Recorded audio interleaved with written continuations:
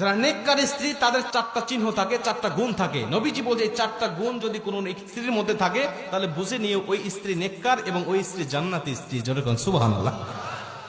দেখেন তো আপনার স্ত্রীর মধ্যে মেলে কিনা এই চারটা গুণের কয়টা গুণ আপনার স্ত্রীর মধ্যে আছে। মা বোনেরা আপনারা একটু মিলান নিজের সাথে, যে চারটা চিহ্ন বা চারটা গুণ এর মধ্যে আমার কয়টা আছে আর কয়টা নাই। যেটা নাই সেটা আপনি আমল করার চেষ্টা করেন।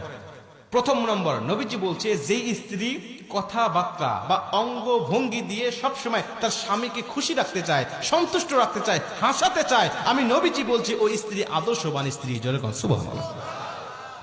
অঙ্গভঙ্গি দিয়ে, হাসি দিয়ে, বিভিন্ন ভাবে কথাবার্তা দিয়ে স্বামীকে হাসি খুশি রাখতে চায়, সন্তুষ্ট রাখতে চায়, নবীজি বলছে ওই স্ত্রী সবচেয়ে আদর্শবান।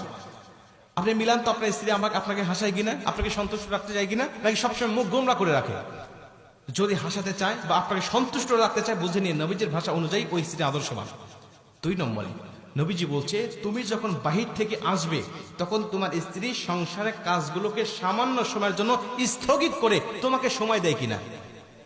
আদর্শবান স্ত্রী সাময়িক সময়ের জন্য সংসারের কাজগুলোকে স্থগিত রেখে বা একটু স্টপ রেখে তখন স্বামীকে সঙ্গ দিবে। বাইরে থেকে আসছে জুতাটা খুলে দিবে, জামাটা খুলে আলনার উপর রেখে দিবে, এরপরে কি লাগবে গামছা মুখ ধুয়ে আসছে ওয়াশরুম থেকে টাওয়ালটা আগায়া দিবে, তার কি দরকার এদিকে সে মনোনিবেশ করবে। নবীজি বলছে যখন আদর্শবান স্ত্রী এটা করবে আল্লাহ পাক তখন ওই স্বামীর মধ্যে স্ত্রীর জন্য মোহাব্বত ঢেলে দিবে। জোরে কোন সুবহানাল্লাহ।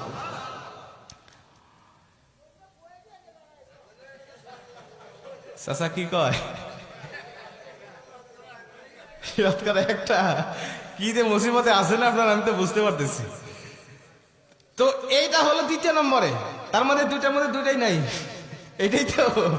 আচ্ছা 2টা ফেল। গাজীপুরের মায়েরা আপনাদের দুর্নাম হয়ে যাচ্ছে কিন্তু।